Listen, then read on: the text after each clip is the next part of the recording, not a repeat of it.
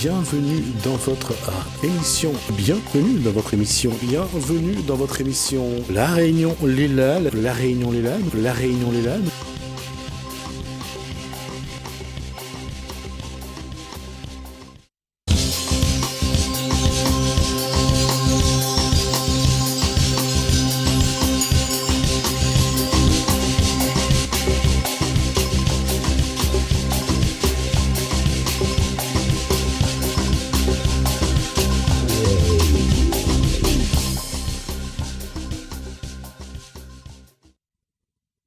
Bonjour à tous, bienvenue dans La Réunion Léla. Et aujourd'hui nous allons parler de code de la route et parfois on a tenté de se jeter des cocos les uns sur les autres, incivilités. On va voir comment les traiter dans des codes de la route.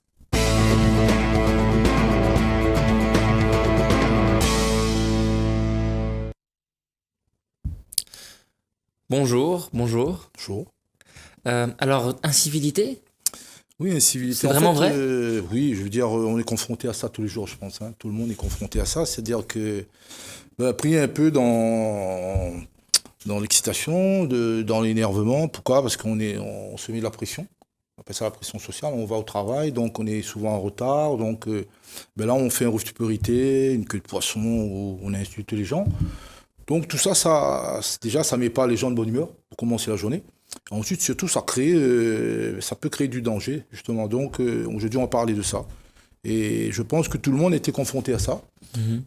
Après, on ne demande pas que tout le monde soit vraiment parfait et poli, ça n'existe pas. Mais je veux dire, la route, ça se partage. Donc, il faut quand même un échange entre les usagers, piétons et les autres. Refuser un piéton de passer parce qu'il n'a pas le droit de traverser l'endroit où il traverse, je veux dire, bon... D'abord, la courtoisie, c'est respecter les règles, le code de la route. Ensuite, c'est respecter les autres. C'est pas facile. Ah bah oui. C'est plus facile d'insulter, c'est plus facile de... Je sais pas si c'est plus facile d'insulter, mais je veux dire, en fait, je pense, c'est pas un jugement, hein, la personne qui dit des gros mots, c'est sur le coup, peut-être, c'est l'énervement qui prend le dessus. Je veux dire, pas forcément une mauvaise personne pour autant, mais sur le coup, on a réagi parce qu'on est agacé, quelqu'un nous fait de priorité. Et des fois, on voit des gens qui sortent de leur garage, ils ne peuvent même pas sortir de chez eux. Ils jouent d'attendre, il n'y a personne qui s'arrête. Personne qui s'arrête. Ouais. Oh, c'est embêtant. Et je veux dire, moi, je suis enseignant en conduite, je suis moniteur auto-école. On essaye déjà d'inculquer ça aux élèves, déjà. Pour qu'à l'avenir, peut-être que ça pourrait changer. Alors, ça marche ? Plus ou moins, parce qu'en fait, ils se disent, oui, monsieur, mais... Ah, on fait ça, mais ils voient les autres, ils ne font pas. Donc, le paradoxe, c'est ça, c'est que moi, je leur dis écoutez, ce serait bien d'être courtois, de laisser passer, mais par contre, des fois, eux, ils sont confrontés à ça. Ils sont de l'autre côté de la barrière, mais les autres, ils ne font pas parce que, je ne sais pas, c'est de négligence ou... Moi, je pense pas que c'est pas un manque de connaissances, c'est surtout parce qu'on veut gagner du temps. Souvent, c'est le gain de temps, et on oublie les autres. Mais en quoi est-ce qu'on gagne du temps ? Faut se poser la question quand même. En quoi est-ce qu'on gagne du temps à insulter l'autre alors qu'on est au volant ? Non, peut-être pas dans l'insulte, mais par exemple, on arrive... pour aller plus vite, voilà, pour accélérer. Plus vite, voilà, pour accélérer. Je veux dire, par exemple, il y a un embouteillage, on est dans un carrefour. Et on va dans la file qui va le plus lentement. Voilà. Ça nous énerve, là. Non, en fait, non, c'est pas ça. C'est que, en fait, les gens, ils vont pas laisser passer d'un côté pour fluidifier le carrefour. Ils vont tous bloquer parce que moi, je passe pas, personne ne passe. Donc là, on ne gagne pas non plus en qualité. Et là, tout le monde va s'agacer parce que tout le monde va forcer le passage. Ils vont vouloir passer. Et là, c'est sûr, après, des fois, et même les motards ou le piéton qui passe, la personne qui ne s'arrête pas, il va dire un mot gentil, je pense. Est-ce qu'on peut dire parce que chacun veut aller plus vite, je pense tout le monde arrive plus en retard ? Quelque part, oui, en fait. Parce qu'en fait, en voulant aller plus vite, justement, ça fait l'effet inverse. C'est-à-dire, tout le monde s'engouffre dans le carrefour et on bloque tout le monde. Et c'est ça que... Après, il y a une analyse à faire quand on conduit. C'est-à-dire, d'abord le respect des règles, le code de la route. Ensuite, il y a le respect des autres. Je veux dire, le respect de soi-même, le respect des autres. Je veux dire, on ne peut pas partager la route si il n'y a pas de communication entre les usagers et que tout le monde s'engouffre et passe ou oublie de s'arrêter au stop. Et tout à l'heure, par exemple, j'ai vu Et moi-même, j'ai eu l'exemple. J'étais vers Peugeot, je ne fais pas de publicité pour Peugeot. J'étais vers Peugeot là-bas, il y a quelqu'un qui était au téléphone déjà, qui a brûlé le stop et parti. Pour autant, je lui ai fait juste un appel lumineux pour dire quand même que je suis là, quoi. Donc, il faut faire attention. Mais c'est pas pour autant que je l'ai dit des gros mots. Ça ne change rien parce qu'il a l'impression qu'il est dans sa bulle, lui est en train de téléphoner, puis il n'a pas vu le stop. Il est parti. Hein. Le problème qui se pose, c'est surtout la sécurité. C'est pas tellement rester toi pour être bien, pour faire des. Parce qu'il y a l'enjeu, c'est pas forcément arriver en retard au travail. Bien sûr. L'enjeu, c'est pas forcément arriver en retard un soir de Noël. Bien sûr. L'enjeu, c'est d'arriver vivant. C'est ça. C'est d'arriver déjà. D'arriver. Parce que si, en fait, en faisant ça, on se met en danger, mais on met les autres en danger. Et ça, c'est pas bien. Et après, je pense qu'après, on va peut-être tomber dans cette habitude. J'ai fait une fois, bon, ça a marché. Puis je vais le faire tout le temps. Ça va devenir habituel. Je passe devant les gens. Je fais un queue de poisson, je suis la voie rapide. Et puis le mec, il fait un appel lumineux. Je lui fais un doigt d'honneur. Bon, là, c'est... C'est vrai qu'il y a une... Est-ce qu'il y a une... Vous remarquez, vous, qu'il y a une pression sociale vers l'incivilité ? Si, je pense que... Après, la pression sociale, elle est créée sûrement par l'enjeu. C'est-à-dire, bon, voilà, le matin, tout le monde est pressé. Si on sort de l'Est ou du Sud, on arrive ici, on a l'embouteillage. Donc, on est tous pressés, un peu stressés. Faut que j'arrive à l'heure et tout, mon patron, sinon il va... Donc là, on cherche plus trop, on essaie de gagner du temps, se faufiler, on fait un peu de slalom. Et tout le monde essaie de gratter un peu de temps, sauf que, bon, on n'y arrive pas vraiment. Hein. Mais on se met en danger et on met surtout les autres en danger. C'est surtout ça qu'il faut... Tout le monde doit se remettre en question. Moi, mon but en tant qu'enseignant, c'est d'enseigner déjà aux futurs conducteurs. Mais après, faire une piqûre de rappel aussi pour ceux qui circulent. Et tout en... Moi-même, je ne suis pas parfait non plus. Je n'ai pas la prétention d'avoir une conduite parfaite. Hein. Je pense que ça m'arrive aussi de temps en temps de faire des choses qui font pas forcément bien. Mais ce qui compte, c'est quand même de se remettre en question. De se remettre en question en permanence pour voir, voilà, il y a des gestes parasites qui viennent et qui s'introduisent dans notre conduite et puis ça devient... C'est comme le gars qui roule le stop tout le temps, il va couler le stop tout le temps. Un jour, une moto arrive et puis, bon, ça fait un accident. Oui. Et la moto, le premier pare-choc, c'est le corps humain. Voilà, par exemple. Donc, moi, j'ai une moto, hein, Oui. une petite 125, Oui. une Suzuki. Oui. Et à chaque fois que je monte dessus, je me dis, s'il y a quelque chose, c'est le corps qui prend. Et c'est pour ça que je roule au pas, je fais très très attention. Ah, il faut faire très attention. Et je me fais tout le temps klaxonner. Pourquoi ? Parce que vous roulez Je roule trop longtemps. Un jour, j'ai fait Saint-Benoît jusqu'au tampon. Oui. C'était sur les coups de... Allez, quand le soleil allait se coucher. Bien sûr. Non seulement il faisait froid, j'avais peur que ça glisse. Donc vous voyez, hein, la route des plaines avec la plaine des Cafres. C'était... Avec les virages et tout, la route. Qu'est-ce que je me suis fait klaxonner. Oui, au moins vous êtes arrivé. Mais je suis arrivé. Et qu'est-ce que j'ai eu froid aussi. Parce que celui qui est dans sa voiture, bien sûr, il se rend pas compte de celui qui est sur la moto, ce qu'il est en train de vivre, du froid qui va dans les yeux, qui rentre dans les vêtements. Bien sûr. Et il klaxonne, mais c'est vrai que ça met la pression. Oui, mais rester soi-même, rester voilà, dans une posture d'humilité, de ne pas nous-mêmes aussi rentrer dans l'incivilité. Bien sûr. C'est un art, c'est un défi. Ouais, je pense, voilà. Mais d'ici à La Réunion, c'est plutôt simple, je trouve. Parce qu'on regarde la montagne, il y a la nature. Ouais, ça va. Et on se rend compte qu'il y a plus de beauté qu'il n'y a de klaxon. Ouais, je pense, oui, c'est sûr que c'est par rapport à Paris ou à Marseille, c'est pas pareil. Ah oui. Paris, là, on se fait klaxonner. Même le feu, ils anticipent le feu. Le feu, il n'est même pas passé au vert, ils ont déjà klaxonné, quoi. Je veux dire, là, quelque part, ouais, parce qu'après, c'est pareil, c'est la pression, ils courent tout le temps. C'est culturel ? Ouais, je pense que Paris, Marseille, c'est culturel. Ouais. Je pense que c'est partie de la culture. Le klaxon, c'est une forme de communication, mais après, il y a d'autres formes. Après, tout dépend comment klaxonne. Parce sachant que c'est interdit en ville, on vous le précise, de klaxonner. C'est interdit par la loi. Sauf danger immédiat. Sauf danger immédiat. Refus de priorité, ça peut être un danger immédiat, mais bon, le piéton qui traverse devant nous et qui est à 2 mètres du machin, bon, on va pas non plus descendre et puis le tirer l'oreille. Alors, il faut pas tomber non plus dans l'extrême, quoi. Sachant que des fois, il faut se mettre de l'autre côté. Moi, je dis aux élèves, hein, est-ce que toi, t'as jamais fait ça, toi ? Il me dit, tout compte fait, je crois, au moins une fois. Mais maintenant, tu es de l'autre côté de la barrière. Et maintenant, tu te rends compte que justement, quand tu as fait ça, le ressenti de l'automobiliste, parce que toi, maintenant, tu apprends. Et là, ça change aussi leur vision de la route. Bien sûr. Voilà, et ils comprennent mieux que, ben, voilà, pourquoi on leur dit ça. une des clés que vous donnez donc, c'est se mettre à la place de l'autre. De là, toujours se mettre à la place de l'autre pour comprendre à ce moment-là comment l'autre a pu réagir. Oui. J'ai 2 petites vidéos pour illustrer tout ça. Mhm. Parce que avec Là, vous voulez les passer maintenant, les vidéos? ouais, on peut les passer maintenant. Allons-y. Comme ça, on. C'est des vidéos avec son? Oui. Son, d'accord. La courtoisie au volant, tout le monde sait ce que c'est. Premièrement, être poli. Et deuxièmement, ne pas s'énerver. C'est respecter le code de la route d'abord et ne pas s'emporter quand il y a une erreur. Et pourtant, les incivilités sont courantes. Il y en a qui rouspètent et qui ont des gestes quand même déplacés. Des insultes, on tape sur le rétro de la voiture. Refus de priorité, ne pas coller le véhicule qui nous précède ou encore la queue de poisson sont les incivilités les plus courantes.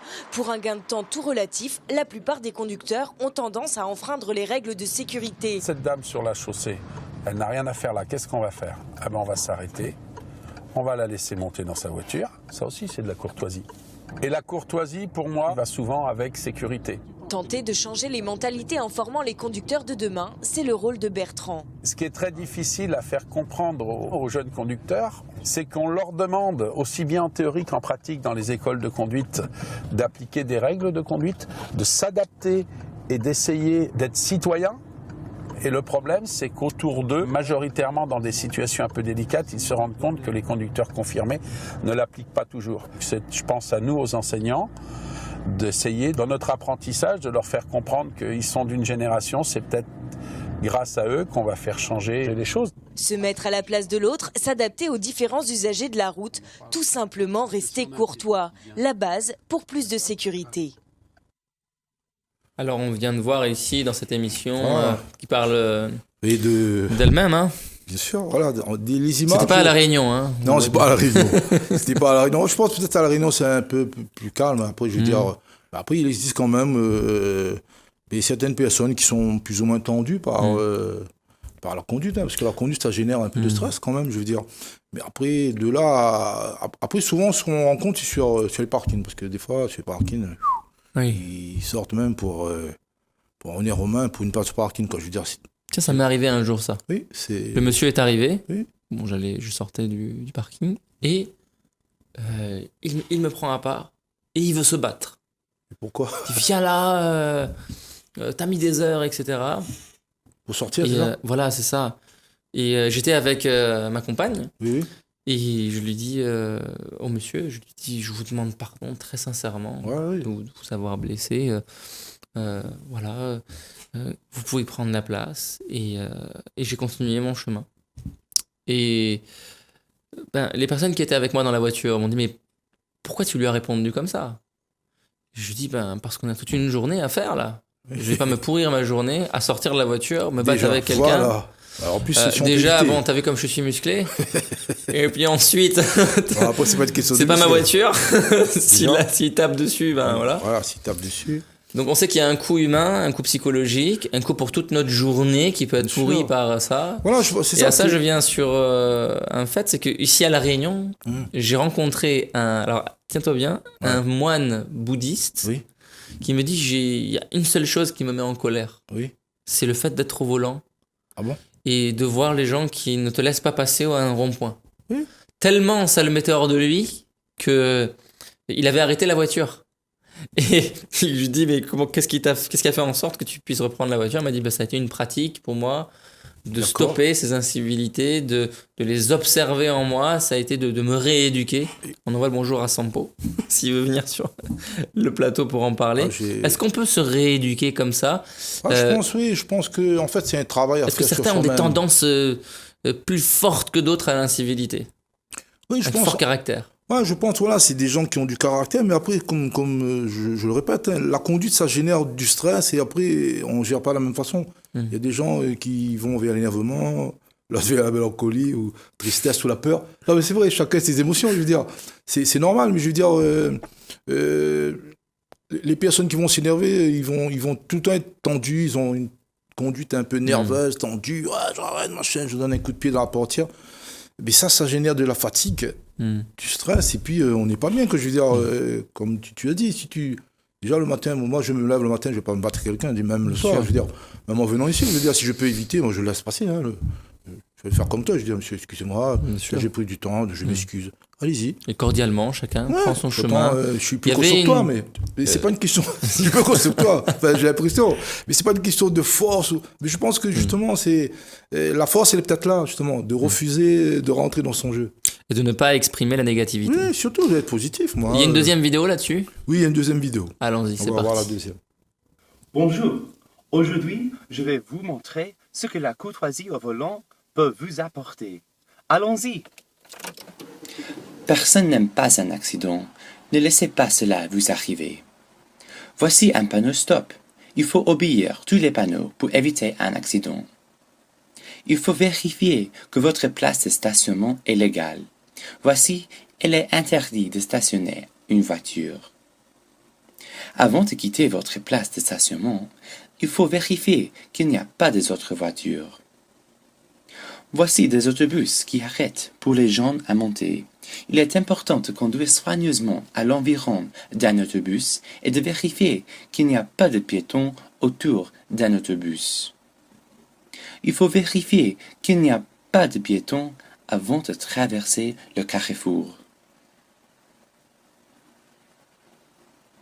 Voilà un vélo. Il faut être respectueux aux cyclistes et prendre garde, car les vélos peuvent être difficiles à voir parfois. Pour garantir votre sécurité routière, il faut être respectueux et courtois. Personne n'aime pas un accident, ne laissez pas cela vous arriver.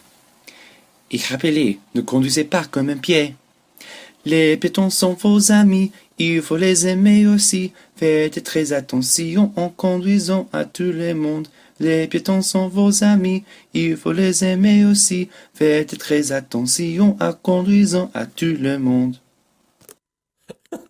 Bon, il a une petite Un accent. accent anglais. Voilà, il a un petit accent anglais. mais bon, Une le- petite chanson, une petite Ouais, berceuse. mais le message est passé, je veux dire, voilà, c'est un petit peu humoristique en même temps, mais il exprime bien tout ça, je veux dire. Ouais, ça- avec humour, avec humour, et puis sans voilà. imposer quelque chose Ne à quelqu'un. conduisez pas avec comme un pied, il a dit. Oui, quand même, avec l'image du pied là.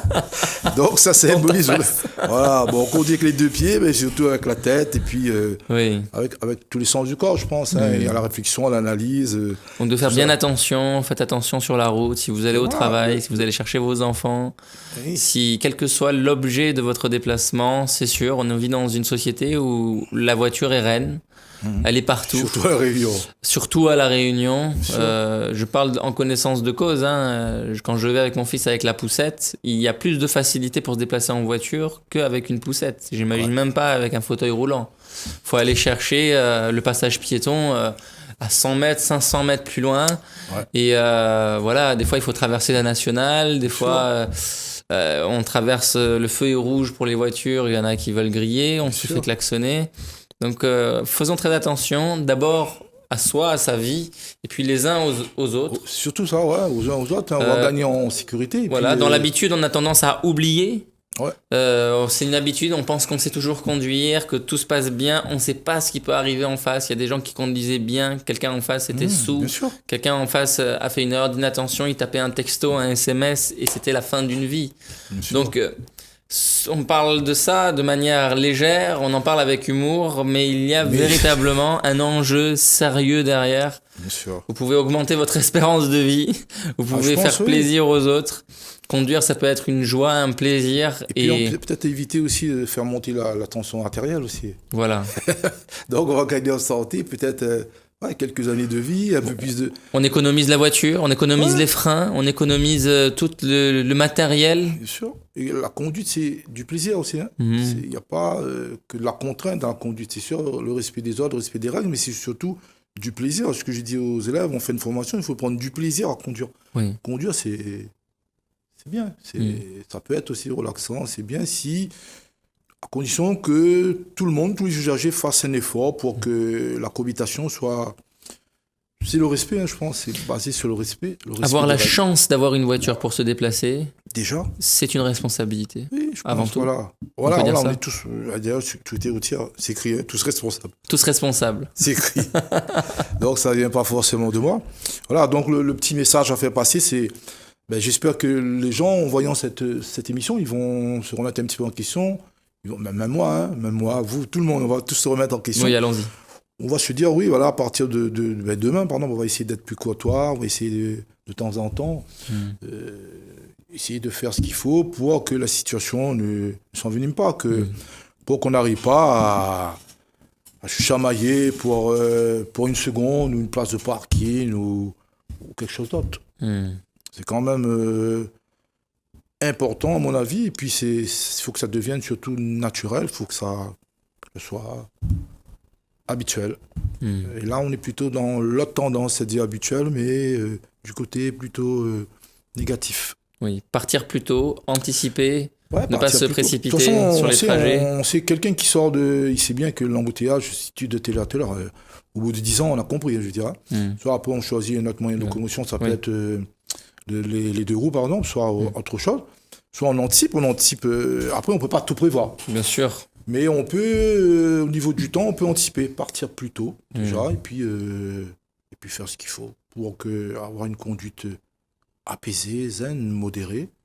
Donc, on va gagner déjà moins de pollution, moins d'énervement. On va arriver au travail, on sera déjà pas fatigué. Et on va passer une bonne journée.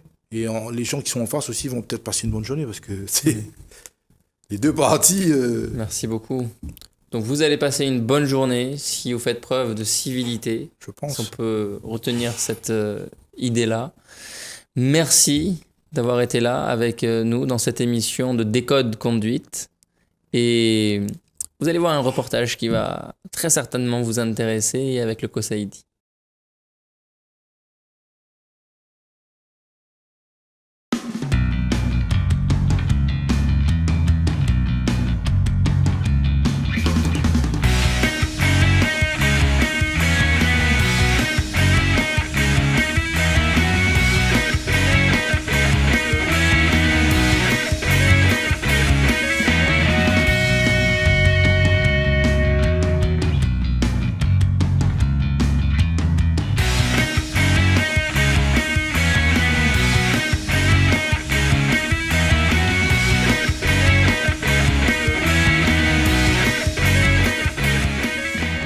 Comment vous avez préparé cette ouverture?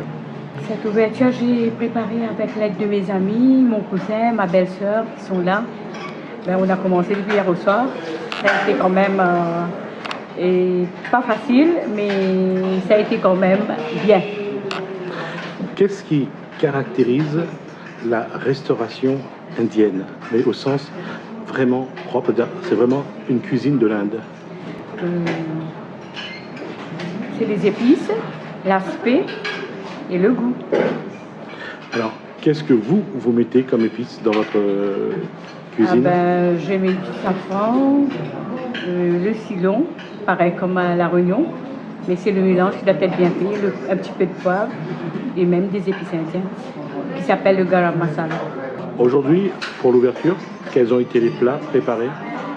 On a fait un biryani de poulet, on a fait le grain qui s'appelle le dal, un mix vegetable, on a fait aubergines et pommes de terre et le riz de boulao à l'indien. Qu'est-ce qui caractérise la restauration indienne, la nourriture indienne? Qu'est-ce qu'il faut faire pour que ce que vous préparez ici ressemble vraiment à ce que les Indiens mangent en Inde? On fait des thalis végétariens, il y a beaucoup de végétariens. Et en plus, ce sont plus le yaourt et le coriandre qui jouent quand même un rôle dans le repas. Pourquoi le yaourt est aussi important? Le yaourt est important, c'est par rapport, comme c'est quand même épicé, mais ça coupe l'acidité. Pour les personnes qui ont un estomac délicat, qui n'arrivent pas à subir les épices, mais donc quand vous mangez le yaourt, ça aide un peu. Quelles sont les épices qu'il y a en Inde et qu'il y a également à La Réunion, et qu'est-ce que vous devez faire venir de l'Inde? En principe, toutes les épices, on a ici à La Réunion. Toutes les épices qui viennent de l'Inde, on a à La Réunion. Donc, il n'y a aucun problème pour vous approvisionner? Ah non, pas du tout. Alors, il faudra savoir comment on fait cuire. Alors, justement, quelle est votre formation? Qu'est-ce qui fait que, par rapport à d'autres, vous maîtrisez mieux ou moins la cuisine indienne?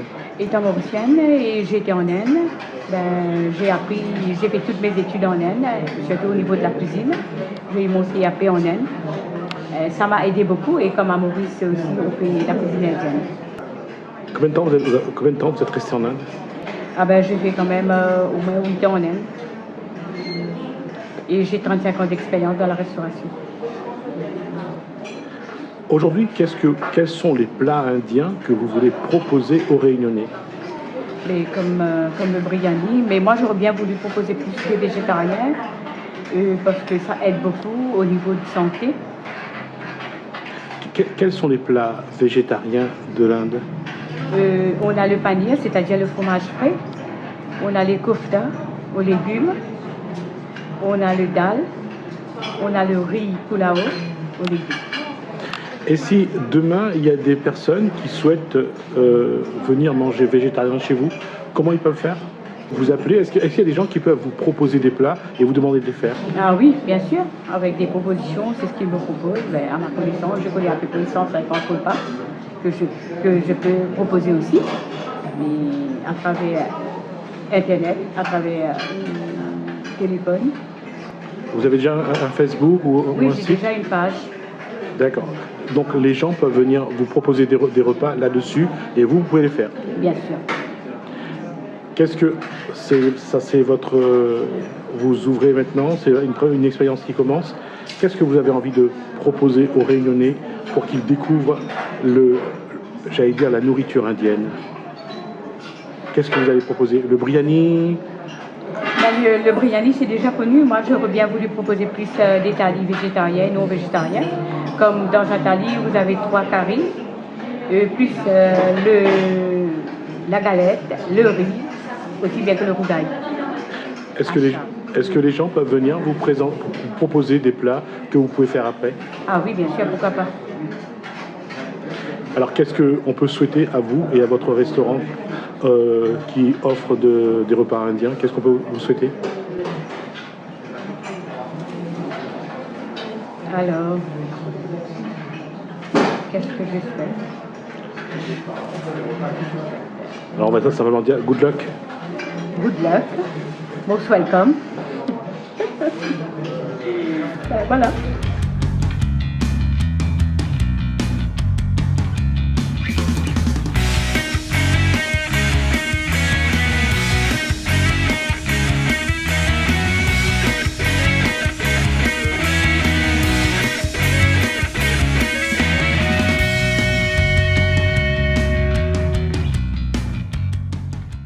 Bienvenue dans votre émission. Bienvenue dans votre émission. Bienvenue dans votre émission. La Réunion Léla. La Réunion Léla. La Réunion Léla.